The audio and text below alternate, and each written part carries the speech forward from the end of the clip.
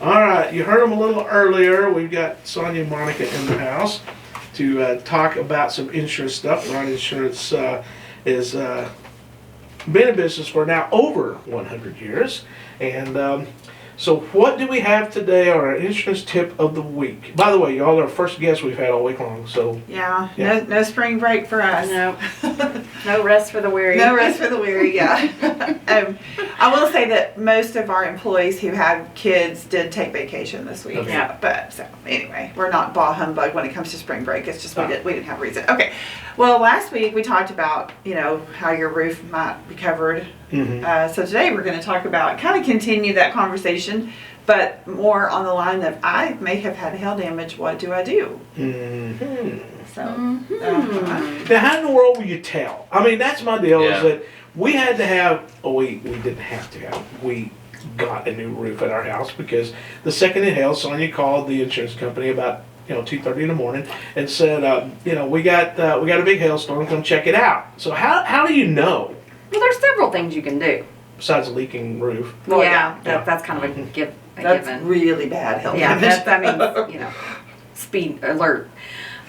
So first thing you can do is you can call your agent and have that discussion with them. Talk about what your deductible is, how that's going to affect your, with the policy you have. Second thing you could do is get a roofer on the roof and have them look and see if there's actually damage. Mm-hmm. And to see if the damage was caused by that storm.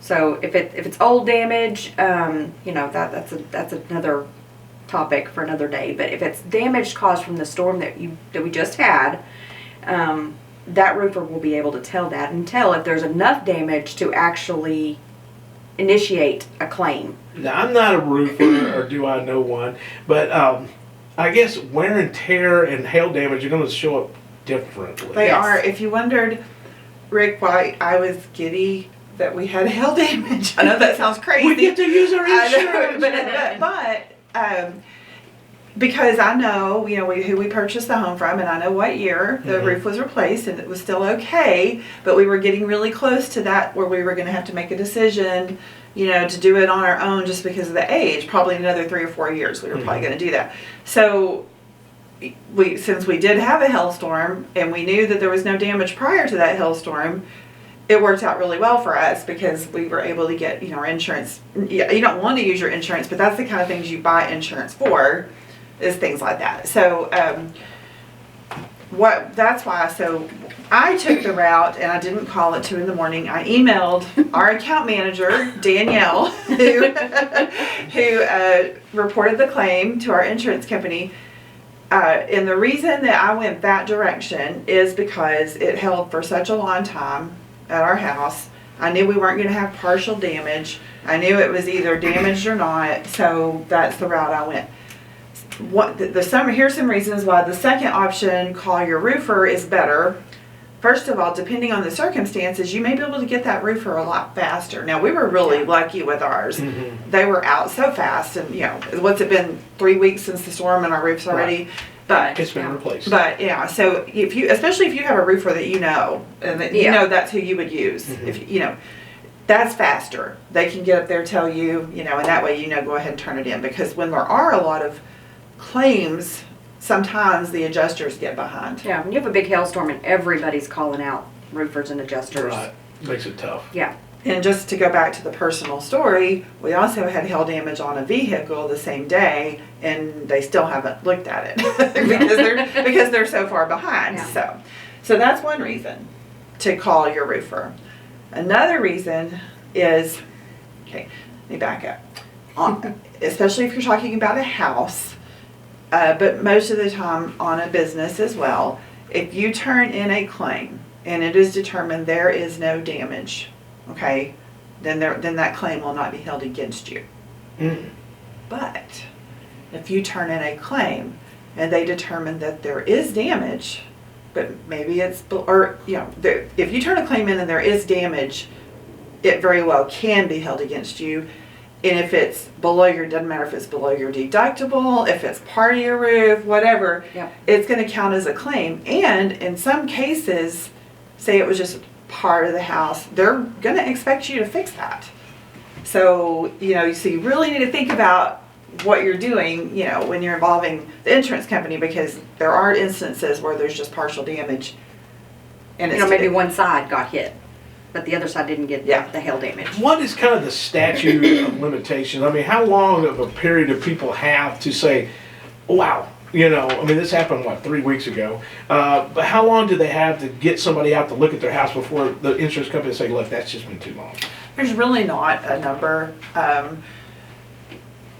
But what happens if you wait too long, if you're talking years, it's going to be really difficult because there is going to be wear and tear and things like that. So there's not a number, but we recommend don't wait, There's not a statute of limitations. Okay, but I was wondering if if there was like a 90-day period or something like that where the insurance company said, look, you've got up to this point, and after that, you're on your own. Do you have to go back and look at the and prove that there was hail in that storm on that day? Yeah, there's actually a website for that now that the adjusters use to track it. Yeah, so it's just and we have seen it happen. We see it happen sometimes when somebody's getting ready to sell a commercial building or a house, and then they're like, oh yeah, we had hail damage, they want us to fix it. What we do is we turn it in. We go back, we go to that website, look and see when we had hail in that area, turn it in, but it's dicey. It's not always going to work out in the best interest. Yeah. Well, I can tell you this for 100% fact. This is dead serious, folks. Whenever that storm hit here the other night, I walked out, saw the hail in the front yard and all this and that. Next day, I look up at the roof and I'm like, oh, we're good to go. It looked fine. It didn't look like we had one speck of damage. And then when Sonya gets a hold of Danielle, they brought an adjuster out. He come walking in the house because in fact, he was a really super nice guy. Me and him got to be buddies. He may be coming over for dinner one night. But he came over and he was showing me with his iPad where he took pictures going, okay, you got damage here, you got damage over here, this is damage over here. And I said, is that existing damage or was that a hailstorm? He said, no, it's 100% the hailstorm. And I would have never seen it because I wouldn't know what to look for. How many homeowners have insurance or walking outside looking at the roof going, it looks great, and having no idea? Probably a lot of them. But used to you had to get on the roof. You had to be able to see that kind of damage. Now they've got drones, so a lot of those guys pull up, pictures and bam. So he you just have to get a walked ladder down out. there. He got a ladder out, walked up on the house. He was up there for about an hour, and he come down with multiple pictures of places where shingles were chipped. There was corners knocked off of them. There was places where you could tell it's like somebody took almost like a hammer and was like there was a low spot in the shingles and stuff like that. And there has to be so many hits in I think it's a 10 by 10 area, and then if it goes through and breaks the shingle, those are the things that the adjusters are looking for in the claim, not just that it knocked a little bit of the. Well, I would have never noticed it, and he also got up there with had a piece of chalk on a stick, and he was circling all these places. I looked at my roof going, how did I miss all that? Well, you can see it from the ground. Yeah. You're not going to see that, but that's why they circle them, so that they can mark that area to show that there's enough damage per square foot. So I'm thinking there's a lot of guys, a lot of ladies, a lot of people, landlords, commercial buildings, no matter what, probably have no idea they have that damage because they look up like I did and think everything's cool, nothing to worry about. So another thing that we want to recommend, so say you do determine whether it's your roofer, whether it's your insurance company, however you determine that you've had damage, and you hire a roofer, ask them to provide for you a certificate of insurance showing that they have general liability insurance. Yeah. There are, I don't want to say anything because some of them may be very good, I don't know. But a lot of our friends from work have had roofers knocking that are not from here. Yeah, they come as soon as the hailstorm hits. Roofers just they're all over the flood. place. Yes, And they're knocking on their door wanting to know, can I look at your... and they don't take no for an answer. Yeah, and I mean, again, maybe some of those are great, but there is no way I would hire somebody that just knocked on my door, hey, can I repair your roof? You know, Yeah. it's not like, can I sell you some Girl Scout cookies or whatever? Yeah. This is my roof on my house. Yeah, get somebody that you know, get somebody that your friends have used. You know, ask around. Don't just take the first knucklehead that knocks on the door and shoves a card in your face. And then, you know, once you determine, you know, ask them for certificate of insurance. And another thing that we hear, they'll say, oh, well, they're bonded. Okay, well, that bond doesn't do you, the building owner, any good. Mm-hmm. That bond has nothing to do with you. That bond has to do with them and the city that they're allowed to work. And that's another thing, you might ask them, do you have a permit here in whatever town you're in?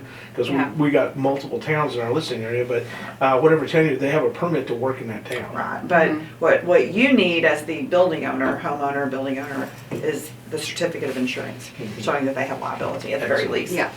So, so let's recap. If you're not sure, really the best thing to do probably if you know a roofer or somebody you trust is have them look at it. Look at it First. Then turn the claim in as soon as you know that there was damage. We always say, of course it's too late this time, but you know ahead of time how your deductible is going to work.